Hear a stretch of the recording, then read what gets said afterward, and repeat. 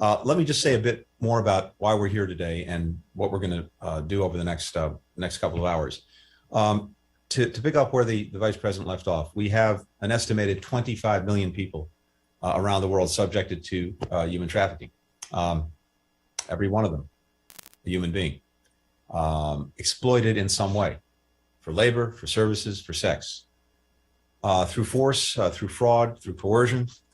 Traffickers violate the most basic right of people everywhere to be free. We know, we feel the human toll. And of course, that is borne most of all by the victims of trafficking. But it's also worth noting that the impact extends far beyond those subject to trafficking to society as a whole. Human trafficking erodes the rule of law, the safety of our communities, the security of our borders, the strength of our economy.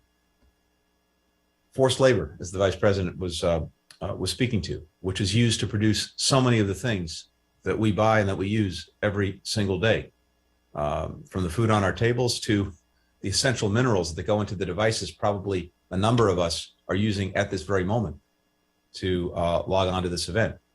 The use of forced labor gives an unfair advantage to businesses that exploit workers, hurts those that follow fair labor practices, and misleads consumers about the real costs of production. This is by definition a global problem. Victims come from every part of the world, as documented in our annual report.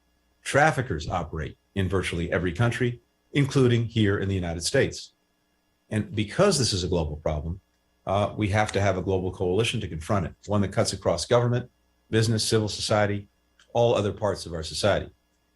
We also have to find more ways to put effective pressure on governments that engage in or enable human trafficking. China, Cuba, North Korea, Russia. The recent bipartisan Uyghur Forced Labor Prevention Act, which cracks down on the profits Beijing can make from state-sponsored forced labor in Xinjiang and beyond, is one example of how we can do this. And I want to thank Congress for its leadership on this front. We need more efforts like that one. This is a crime that all parts of our government have to work together to address. And I think we have evidence of that commitment today just on the screen with the participation of 20 cabinets or departments and agencies. That shows, it demonstrates very vividly that this really is a whole of government effort. Every agency has a role to play, and our new National Action Plan provides a roadmap for how to do that. Again, here in the United States, but also around the world. So what we'd like to do is to ask principals from every federal government agency involved in this effort to set out their major priorities in tackling the trafficking problem, with a special focus on what's new in these efforts. And let me just add that, you know, this is an effort that has been underway for some years across multiple administrations. And a torch is passed to this administration to carry on the work, to dig even deeper, and to make genuine progress in combating trafficking.